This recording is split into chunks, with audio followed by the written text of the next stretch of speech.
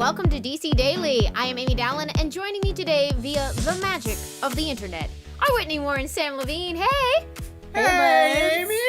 How was everybody's weekend? It was great. I watched Harley Quinn, and that always makes you feel good.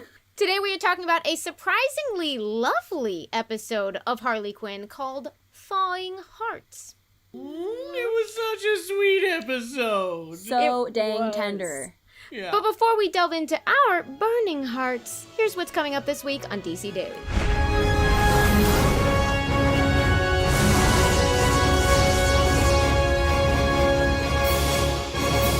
All right, y'all. Thawing Hearts, the big Mr. Freeze story has hit us at last and hit us in a very, I'm going to say, surprising way. What were our big takeaways on this one? This was one of the funniest, but also sweetest and most tender episodes we've had of the show yet, where, I mean, and this is not a show that has ever shied away from exploring the, real-world psyches of these completely fictional, insane world characters. But I loved it. I loved, right off the bat, it starts with Harley, claiming a victory for women and making a massive vagina in an ice sculpture. Oh, a human one. Yeah. I think to Sam's point, this show always surprises us with the emotional depth it can bring because it's so crazy and ridiculous, but then, there's true trauma stories and a true arc about how to heal from things like that. And that's something that we got a lot of in this episode. Plus she got a flamethrower, so very cool. Yes. Nothing gonna be wrong with that. Once again voiced by the incredible Alfred Molina. What do we think of Mr. Freeze? It's so tender. It made me sad, and I feel like that was the intended reaction on the back half of this episode was Harley has this, because this is more than anything just to reflect Harley's experience and show her the different kinds of love and how you can be loved in ways that love works that aren't toxic. And this whole episode is so about her learning those things. And so at the end, I started feeling real bad, and you could feel that Harley felt bad too. And man, that was a heartbreaking last couple minutes. I loved this Mr. Freeze. Honestly, it was such a fully realized Mr. Freeze, which for a 23-minute animated series that is typically very goofy, I was really blown away by how fully three-dimensional this Mr. Freeze was.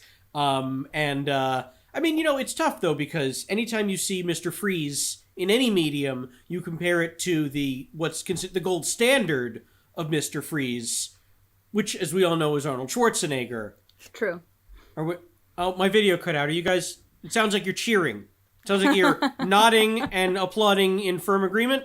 Oh, my video came back. Okay, I'm going to assume that's what you guys were doing. So anytime we get a Freeze that, isn't as bold to make those kind of puns, I kind of, I'm a little hesitant, but this one I loved a lot. So you're switching teams to Condiment King, is what I'm hearing. Maybe. Plus Mr. Freeze is an excellent host. He cooks them lunch. It's does. pretty cute. Describe the mouthfeel.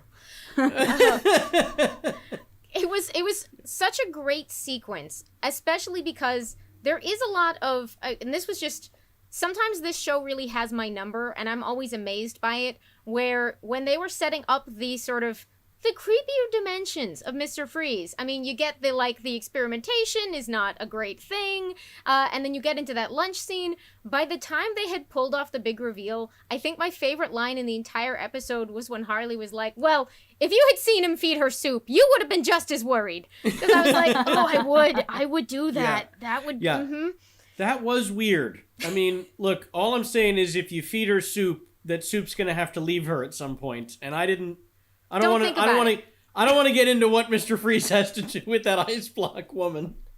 He would do anything for love, and he would do that. He would. Because he's a Meatloaf fan. It really, this take was so amazing to me because I had been surprised when we first saw hints of this Mr. Freeze coming into this season.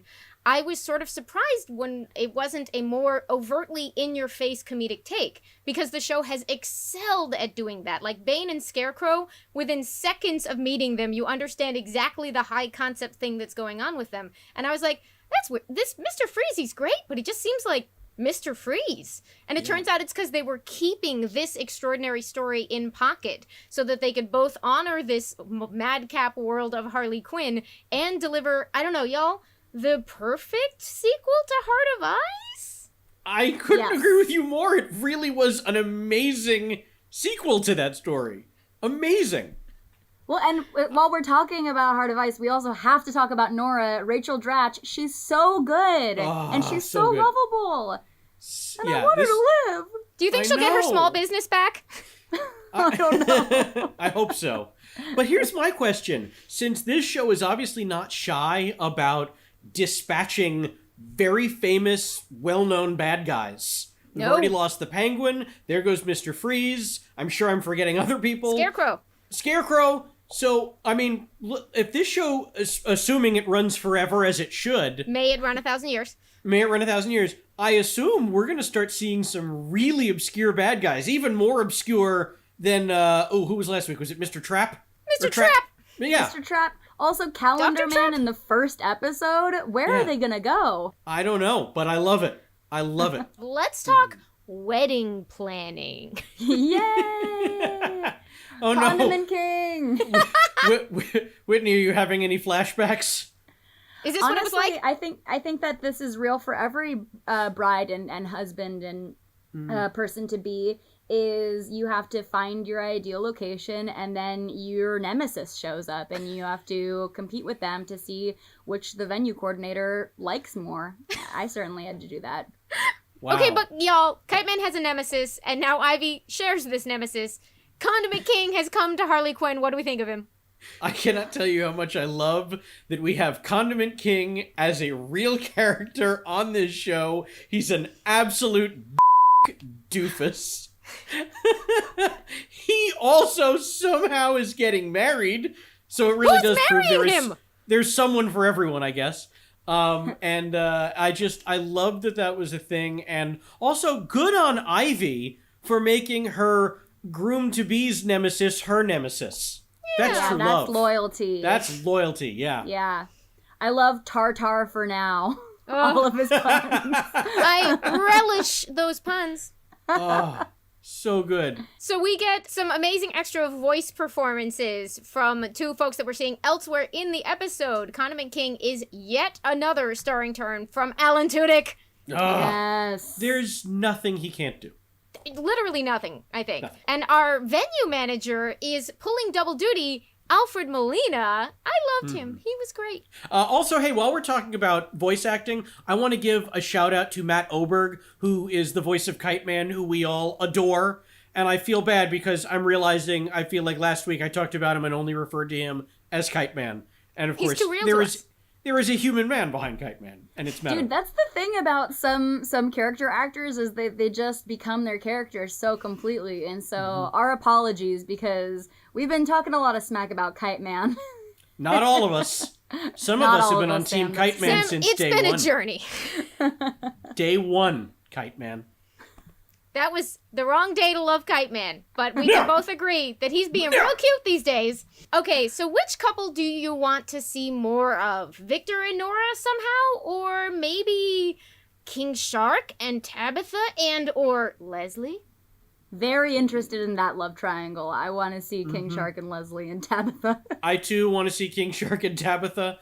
But I'm sorry. For me right now, Ivy and Kite Man are my relationship goals. Your OTP. Yeah. Should we make it to the finish line and Ivy and Kite Man get to have this wedding, which A, do you think they will manage to have it at the corn factory, after all, in some manner? And B, who would you bring as your date? I do not think they're going to get the old Gotham corn factory. But I would say I would bring as my date, now hear me out, Clayface. But dang it, that's what I was going to say. No, but hear me out. It's going to be Clayface as the Condiment King, because then I'm going to get him to first apologize to Kite Man and then horribly embarrass himself in front of all the wedding guests just to make Kite Man feel so good about everything. Because, guys, it's his wedding day. That's my gift to Kite Man. What a good present. Yours is a lot less petty than mine. I would pick Clayface as Bruce Wayne and have him come and, like, be a real party animal, like, crazy wild dude and embarrass himself a bunch. Or maybe as Batman. That'd be fun. Yeah. I was gonna go with Clayface also. I think I would have him come maybe as this new character, as Sandra, single by choice. And then we can just dance up a storm, you know?